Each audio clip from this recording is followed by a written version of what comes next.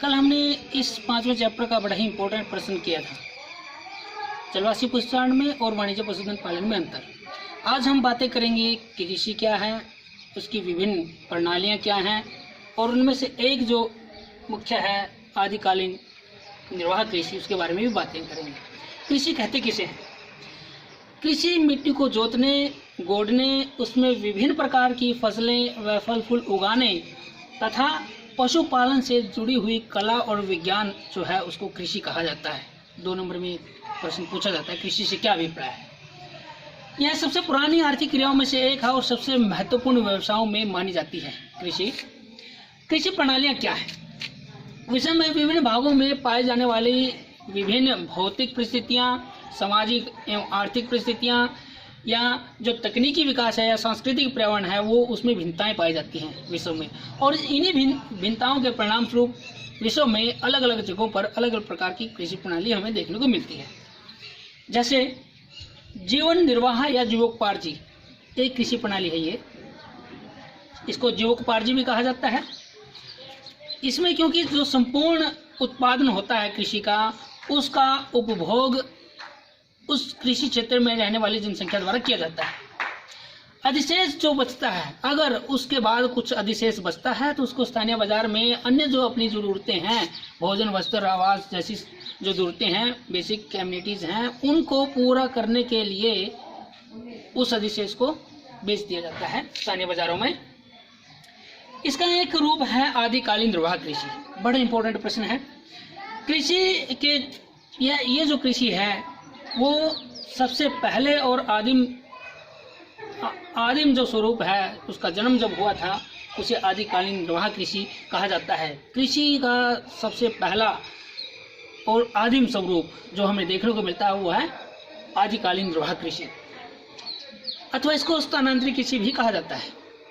क्योंकि स्थानांतरित कृषि क्यों कहा जाता है? क्योंकि इसमें एक स्थान को बदलकर दूसरे स्थान पर कृषि की जाती है। क्योंकि एक स्थान पर कृषि करने से उसकी उपजाऊ क्षमता हो जाती है कम, फिर दूसरे क्षेत्र को, जंगलों को काट कर साफ करके कृषि की जाती है। इसी वजह से इसको कर्तन और दहन कृषि भी कहा जाता है। Slash and burn agriculture. Slash मतलब काटना, कर्तन, और बर्न मतलब जलाना। कर्तन और दहन कृषि भी इसको कहा जाता है। मानव का प्रथम प्रयास ये मानी जाती है जब मानव ने जंगलों में अन्न उगाने की प्रक्रिया शुरू की थी, वो प्रयास ये माना जाता है। ये जो आदिमकालीन कृषि है, निर्वाह कृषि, वो उन दशाओं में, कठोर दशाओं में की जाती है जहाँ स्थायी कृषि करना कठिन होता है। इसको आज भी ये विश्व के अलग अलग भागों में मौलिक रूप से आज भी देखने को मिलती है, और विश्व के अलग अलग भागों में इसको अलग अलग नाम से जाना जाता है। जैसे अपने पूर्वोत्तर भारत में इसको झूम कहा जाता है, मलेशिया और इंडोनेशिया में इसको लदांग कहा जाता है, मध्य अमेरिका और मैक्सिको में इसको मिल्पा कहा जाता है, ब्राज़ील में इसको रोको कहा जाता है, जारा बेसिन और मध्य अफ्रीका में इसको मसोले के नाम से जाना जाता है स्थानांतरित कृषि को। फिलीपींस में इसको चेनगिन कहा जाता है, वेनेजुएला में इसको कोनुको कहा जाता है, और वियतनाम में इसको रे के नाम से जाना जाता है। ये अलग अलग देशों में प्रश्न पूछा जाता है। कॉम्पिटिटिव एग्जामों में भी आता है कि स्थानांतरित कृषि को ब्राज़ील में किस नाम से जाना जाता है, रोका के नाम से, वेनेजुएला में किसके नाम से जाना जाता है, या वियतनाम में किसके नाम से जाना जाता है। ये प्रश्न पूछे जाते हैं। इसकी विशेषताएं क्या हैं, ये भी प्रश्न 2 या 3 नंबर में अलग से पूछ लिया जाता है कि जीवोपार्जी आदिमकालीन निर्वाह कृषि या आदिमकालीन जीवोपार्जी कृषि की विशेषता क्या है। ये जो कृषि है केवल किसके लिए की जाती है? जीवोपार्जन के लिए की जाती है, अपने आत्मनिर्वाह के लिए की जाती है, बेचने के लिए इसमें या लाभ कमाने के लिए नहीं की जाती। ये जो कृषि है इसमें केवल खाद्यान्न की फसलें ही ली जाती हैं, जैसे कसावा है, मक्का है, केला है, शकरकंद है आदि, जो हम खाने में प्रयोग में लाते हैं, केवल वही कृषि फसलें ही ली जाती हैं, खाद्य उत्पादन लिया जाता है। इसमें प्रति इकाई भूमि पर व प्रति व्यक्ति जो उपज है वो भी कम प्राप्त होती है।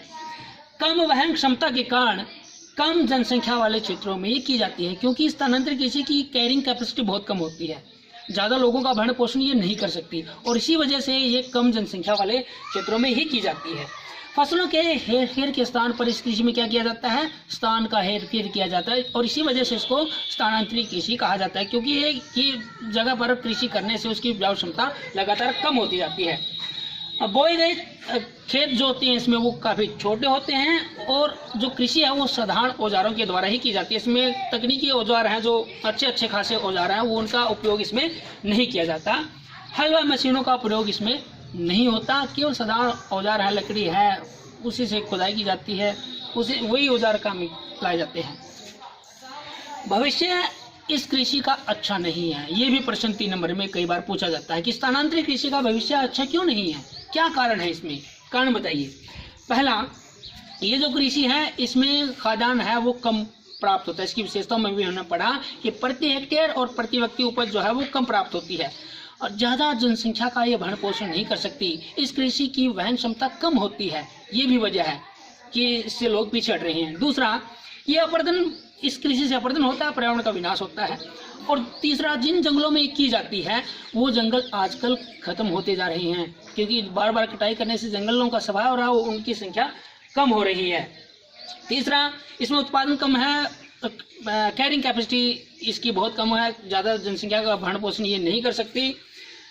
और क्या है, खाने की समस्या रहती है, मतलब कैरिंग कैपेसिटी कम है तो लोग सारी जनसंख्या का भरण पोषण ये नहीं कर पाती, वन कम हो रहे हैं। और सरकार की नीतियां भी प्रभावित करती हैं, क्योंकि जिन क्षेत्रों में स्थानांतरित कृषि की जाती है उन क्षेत्रों की सरकारें प्रयास कर रही हैं कि उन क्षेत्रों में जो जंगल है उनका सफाया ना हो, इन लोगों को भटकना न पड़े, एक ही जगह पर उनको आवास मिले, कृषि का क्षेत्र दिया जाए। तो सरकार की नीतियों में शामिल है, ये सरकार प्रयास कर रही है उनको स्थायित्व देने के लिए।